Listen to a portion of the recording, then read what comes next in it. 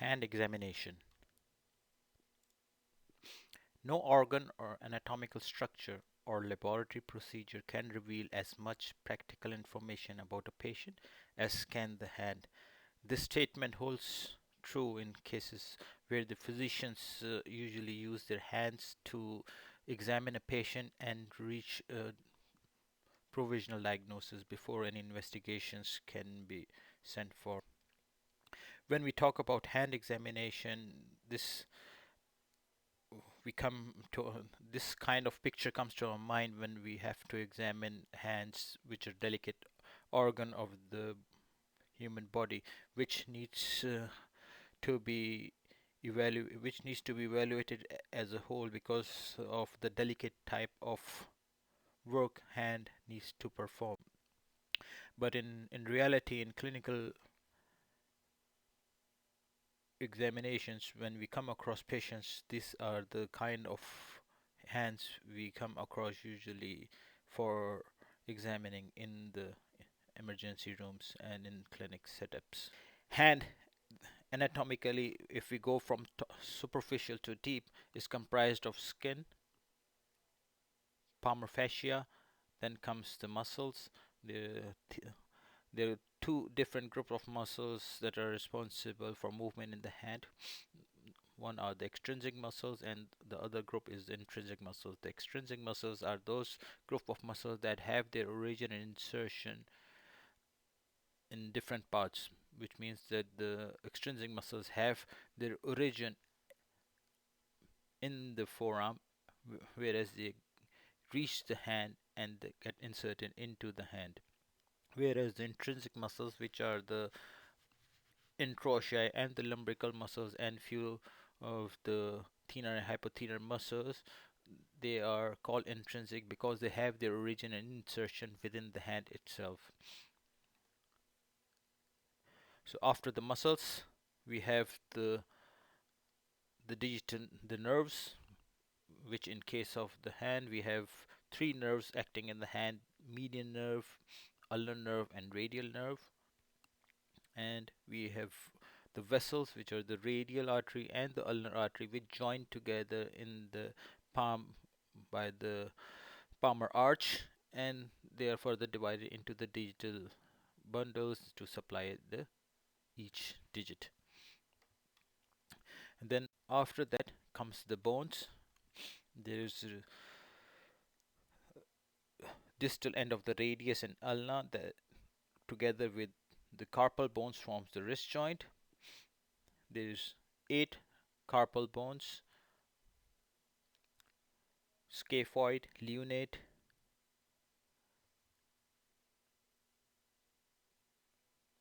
tricutral, pisiform, trapezium, trapezoid, capitate, and hamate. Then there is row of metacarpals for each digit, and then there are phalanges. In case of thumb, there are only 2 phalanges, and for each other digit, there are 3 phalanges: proximal phalanx, middle phalanx, and distal phalanx, each making a joint, which is the interphalangeal joints.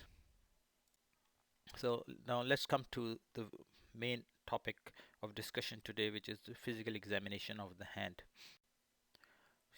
So in physical examination of hand, we need to also know about certain terminologies, which are the movements. We need to know the supination, pronation of the forearm.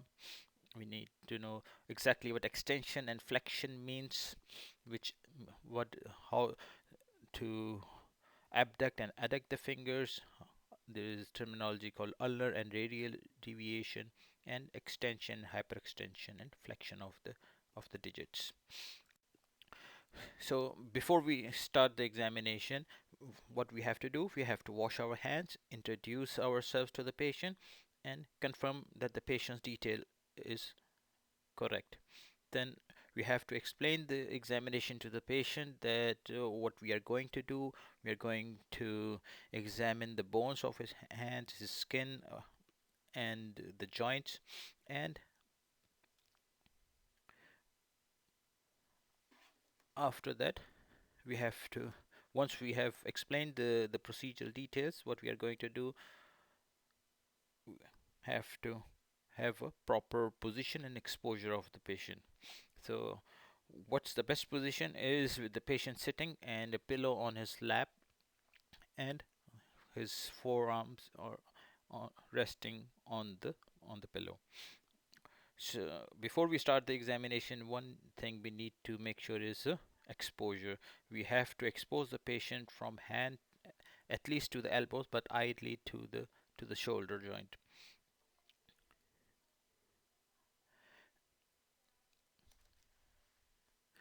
As hand is during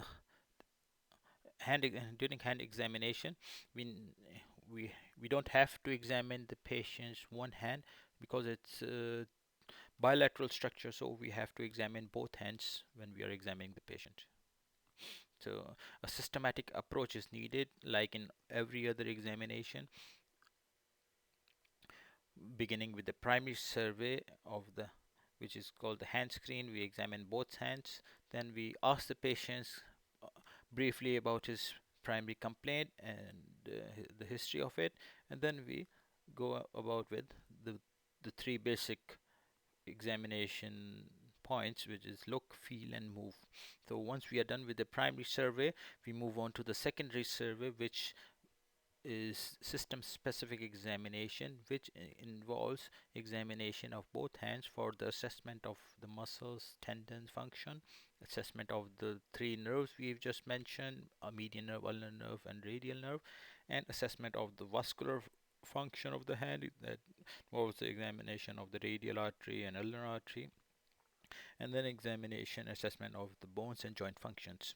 So once we are done with the examination, we can reach to a preliminary diagnosis and a differential diagnosis. We, based on our examination findings, we might order certain set of investigations that will lead to development of a final diagnosis. So beginning with the primary survey, we ask the patient to face his hands upward on the pillow, and what do we look for it? We inspect the posture of the hand. Note that any asymmetry of the hand that is present, normally there is a normal cascade of the hand in which the patient's hand, while lying on the table, would have the little finger most flexed, followed by the ring, middle, and index finger, which are less flexed as compared to each other respectively. So if this normal cascade of the hand is lost, means there's some abnormality in it. So what common abnormal postures we can see is, like for example, patient might have a tendon injury in which one of the digits might be totally straight with no flexion at all. Patient might have clawing of the hand secondary to dupuytren's contracture or ulnar nerve injury. So once we have seen inspected for any asymmetries, we can examine for any evidence of scars suggestive of previous surgery or trauma. Note that any obvious areas of swelling, comparing the hands and the wrists. Skin color is important. Erythema of the soft tissue may indicate cellulitis or sepsis of any joints. The hands might be pale, which may indicate presence of peripheral vascular disease or anemia. There might be any deformity which can be congenital or acquired. Congenital means patient might have an extra digit or joint digits like like the syndactyles, and acquired deformities, patient might have dupuytren's contracture which may present as thickening or painless nodules in the palm. And we might also look in on the inspection to the thenar and hypothenar wasting. Patient might have isolated wasting which might be suggestive of any of the nerve injuries leading to muscle wasting. Then we move on to the inspection of the forearm, on the volar side of the forearm for any sort of similar deformities. Then we ask the patient to turn to make to actively move the joints. This so you can have an idea whether the patient have any issues with the joint or not. Like in cases patient might have triggering or abnormal finger posture or any scars leading to with adhesion leading to inability of the patient to move the hand. So this in the primary survey you can ask the patient to actively move the each joints to have a quick idea of any obvious deformity affecting the joints. Then we ask the patient to turn the hand prone, and on examination of the dorsal side, we look for the similar findings we have tried to examine in the volar side, which means the posture of the hand. There might be any abnormal posture due to previous injury or contracture formation. There might be any scars that would suggest previous history of trauma or surgery. We need to note for any obvious swellings comparing to the other hand and the wrist. Similarly, skin color, we need to look at the skin color. Suggest erythema might suggest cellulitis and joint sepsis. If the hand is pale, that might indicate vascular issues in like peripheral vascular disease or any acute event. On inspection, we might look for obvious joint swellings that are present in cases of patients with osteoarthritis leading to swelling of the proximal interphalangeal joints called butchered nose, or the swelling of the distal interphalangeal joints called Heberden nose that are present in osteoarthritis. Patient might have swan neck deformity, Z thumb deformity, or bottonius deformity, different deformities depending on which condition he is having. Coming to the inspection of the skin, patient might have thinning of the skin or bruising, which might be suggestive of long-term use of steroids. He might have different plaques that might suggest psoriasis. In terms of muscle wasting, on inspection, we would look to the intermetacarpal space, especially the first dorsal web space, which would be suggestive of weakness of the interosseous muscle, which may be present in cases of ulnar nerve injury. On the dorsal side, patient one extra thing that patient have are the nails as compared to the volar side. So on we need to examine the nails as well. So patient might have nail fold vasculitis, which is a feature of rheumatoid arthritis. Patient might have pitting of the nails and onycholysis, which are also symptoms present in psoriasis.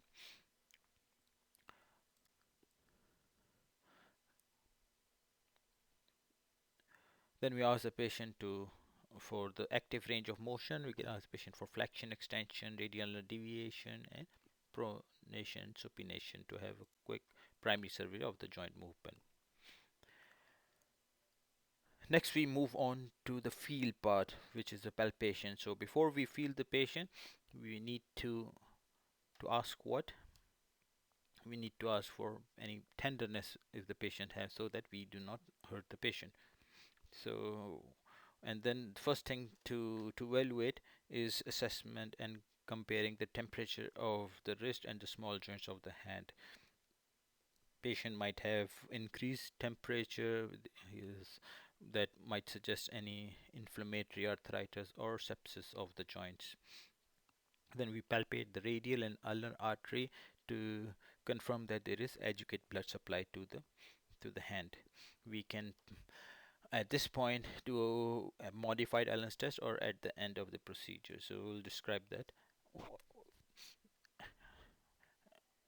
later on.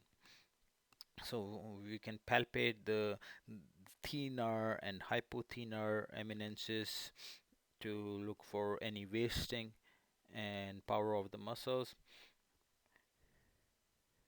We can palpate for thickening of the skin in the palms by palpating the palms for any evidence of palmar thickening, which might suggest patients any traumatic contractures or Dupuytren's contracture. Then we move on to during palpation we can check for the compartment pressure and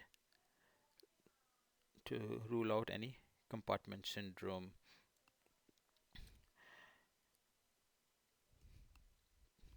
Then we go and move on to the examination of the nerves. So we feel for the sensations. We can examine light touch and pinprick. We can do it in a dermatomal fashion, in which the shoulder badge area represents C4, the middle part of the radial side of the arm is C5, radial side of the forearm C6, the area of the middle finger C7, the little finger and the ulnar side of the palm, the hand is C8, medial side of the forearm T1, and the axillary area and the medial and the ulnar half of the arm T2, and then T3, T45 in the chest area. In the primary survey, we can examine for the median ulnar and radial nerve simply by checking for abductor pollicis brevis muscle, asking for palmar abduction of the thumb for median nerve, checking, asking the patient to cross his digits to check for the interosseous muscles to examine the ulnar nerve, and asking the patient to extend the thumb and digits uh, to check for the extensor pollicis longus tendon, which is applied by the radial nerve. Once if we have any localized specific point of tenderness, then we need to be careful.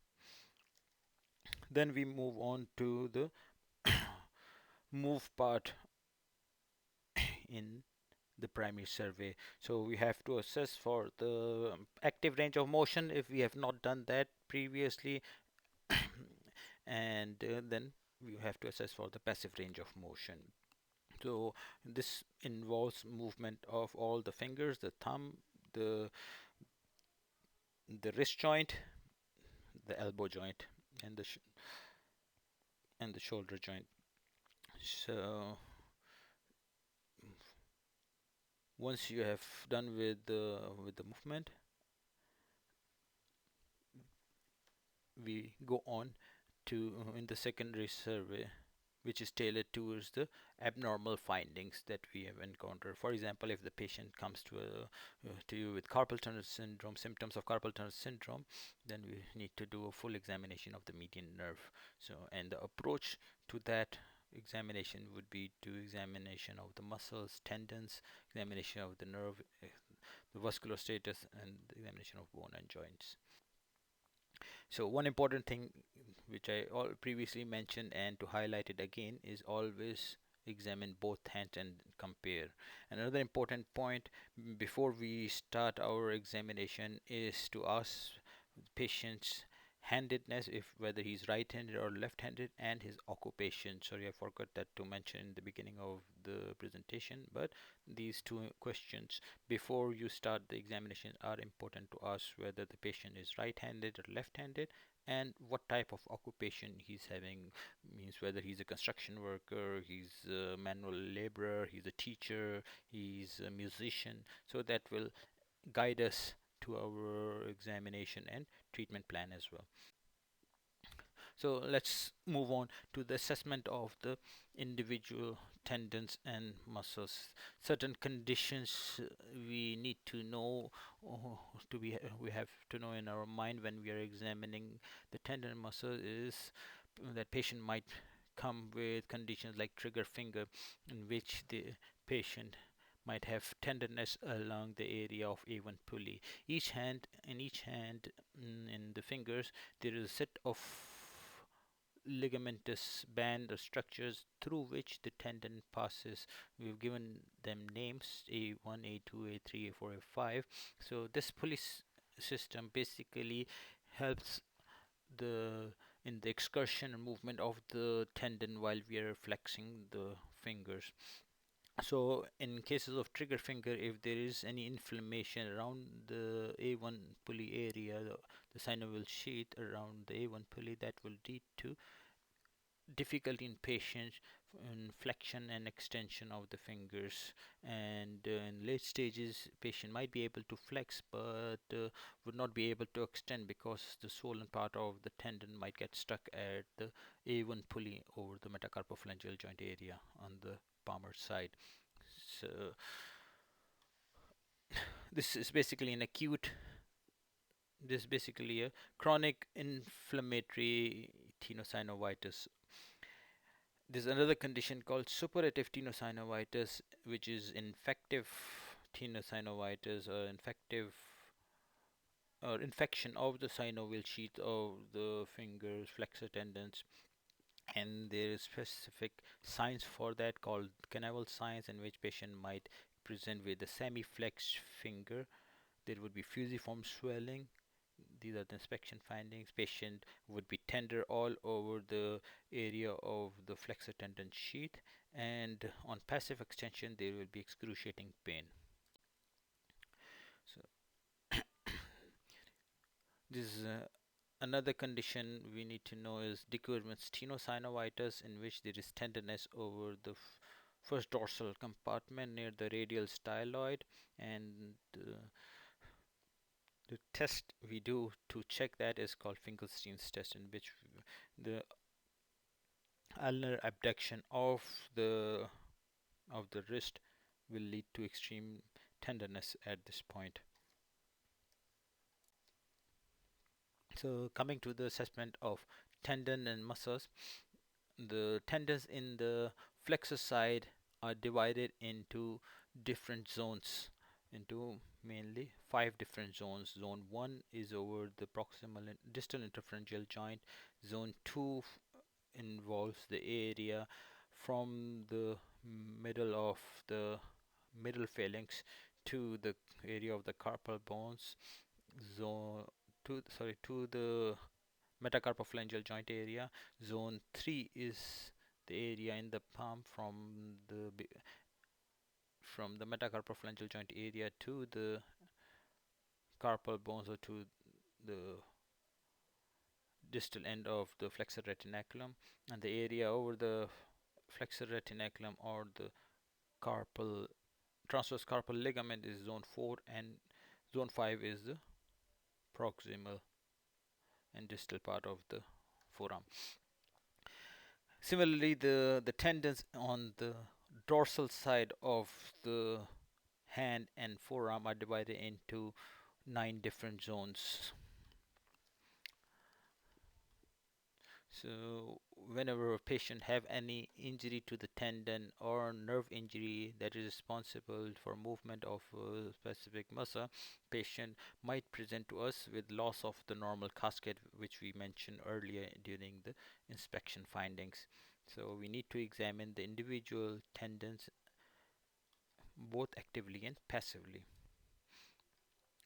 So for the fingers, we need to examine the flexor pollicis longus and flexor digitorum profundus tendon. So the flexor digitorum profundus tendon is mainly responsible for flexion of the distal interphalangeal joints. So we need to evaluate each distal movement of the distal interphalangeal joint individually.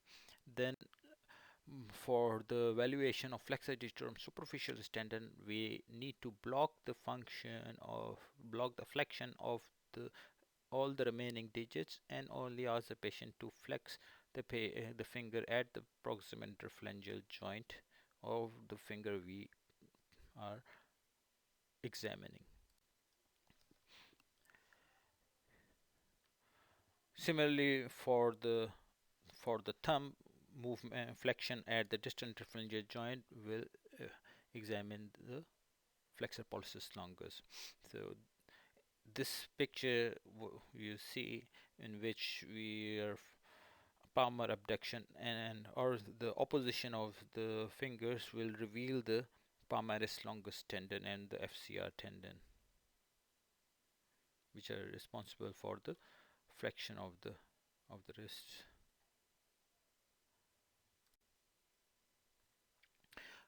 Coming to the extensor side, ask the patient to place his hand on the flat surface and asking him to raise the thumb off the table. Will be examining the extensor pollicis longus tendon. Similarly, individual digits will ask the patient to raise individual fingers off the table. By doing that, we would be examining the extensor digitorum communis of each digit, and for index and the little finger, there are two extra tendons in each.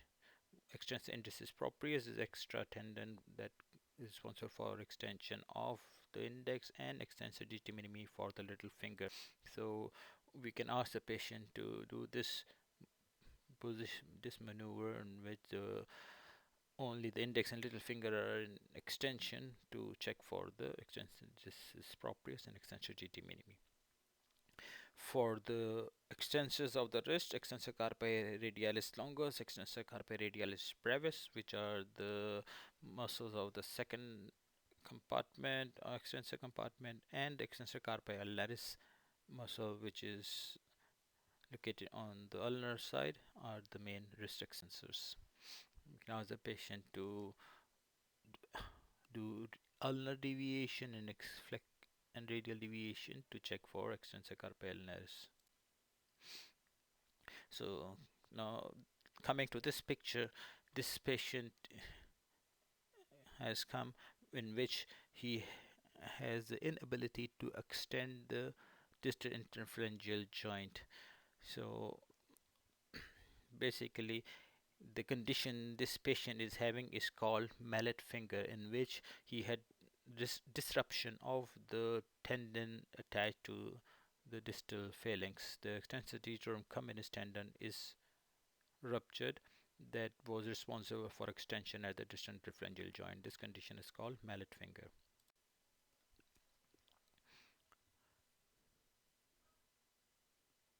So once we have done with the active and passive examination, we need to know about this MRC grading system for both motor and sensory functions, in which M0 or M0 is when there is no contraction at all, and M5 is normal movement. So ranging from M0, M1, M2, M3, M4, and 5, depending on the severity of the movement. Or and similarly, the sensory examination, we need to grade the patient from S0, which is no sensations at all, to grade S4, which is normal sensations. In the assessment of the individual nerves, the first dorsal web space is the area where we check isolately for the sensory innervation of the radial nerve. The tip of the index finger is the area where we check for the evaluation of the sensory supply for median nerve, and tip of the little finger is the specific area for examination of the sensory supply of the Tinel sign. Is one of the signs we use whenever the patient has nerve injuries. It is used to identify any sort of nerve irritation that can be due to compression or trauma, and is one of the useful tests, especially in the evaluation of carpal tunnel syndrome. The test basically involves tapping over the nerve, oh, and if the patient develops tingling in the distribution of that nerve, means the test is positive. So a positive test means the nerve at that point is either ruptured or is badly injured. In the assessment of nerve, we can also check for 2-point discrimination, which basically is a test in which we touch the patient at the fingertips with 2 points at a time and us and measure the distance when at the point when the patient starts feeling two different points separately. That basically is a test to to know about the innervation density of the nerve, and especially helpful in terms in patients when those patients have injuries to the nerve and which are repaired, and in the follow of the patient, because initially the 2-point discrimination, which is normally around 5 to 6 millimeters in a normal person, would be more than that, and with the passage of time, as the recovery is im- there, the distance would start decreasing to normal or near normal level. There's a test called wrinkles test, which we can do, is especially helpful in patients who are pediatric patients or uncooperative patients, in which we take use of the autonomic functions. Again, we immerse the patient's hand in water and for a few minutes, like 5 to 7 minutes, and then we check for wrinkling in the hands. So if the patient have a nerve injury, like in this case, the patient has median nerve injury, which we can see that there is no wrinkles in the index and middle finger, but there you can see the wrinkling in the picture over the ring and little finger.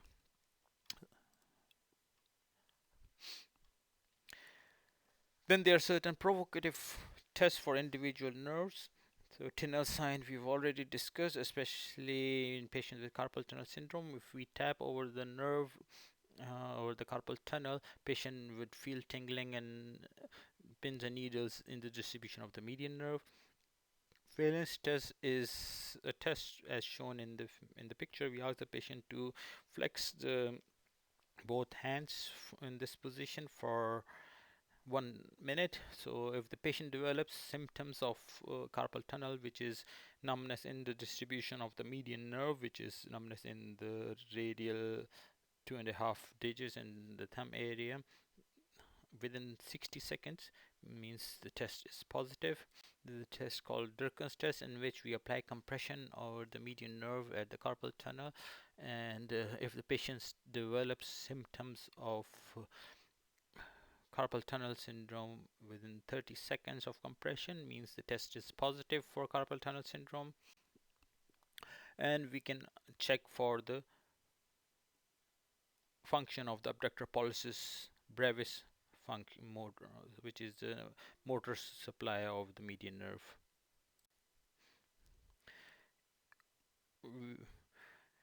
In order to check for the anterior interosseous nerve, which is one of the terminal branches of the median nerve in the forearm, we ask the patient to make an OK sign. So if the patient is able to make an OK sign, which is basically we are checking for the flexor digitum profundus of the index and flexor pollicis longus muscle for the thumb, means that anterior interosseous nerve is intact.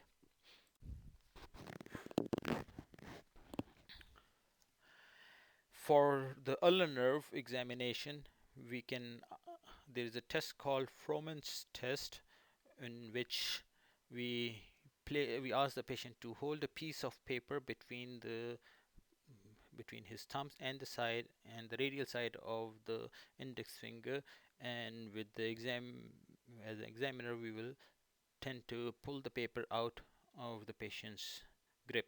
So if the patient uses his interphalangeal joint of the thumb to hold to hold the paper, as shown in the diagram on the right hand side, patient is using the interphalangeal joint to keep the paper in position, means the test is positive. So this is the test for ulnar nerve evaluation. examination. We can check for cross finger test. We can ask the patient to cross or do abduction and adduction of the fingers to check for the interosseous muscles for ulnar nerve evaluation.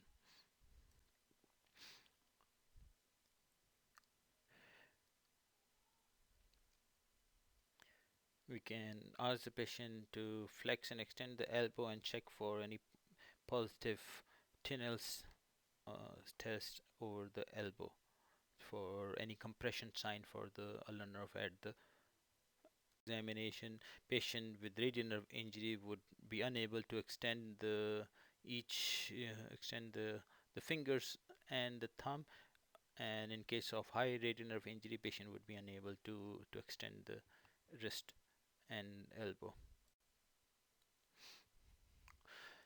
So coming to the vascular assessment of the patient, we need to look for changes in the color, capillary refill. Normal capillary refill is 2 to 3 seconds. Skin turgor, changes in the nails, which might demonstrate chronic changes due to chronic vascular diseases. Patients might have chronic ulcers or acute ulcers depending on the vascular status of the hand. And the patient might have gangrene. Gangrene might be dry or wet depending on whether the patient has an element of infection or not. And if there are any visible masses on palpation, we will be able to palpate those as pulsations, thrills, and bruit might be present.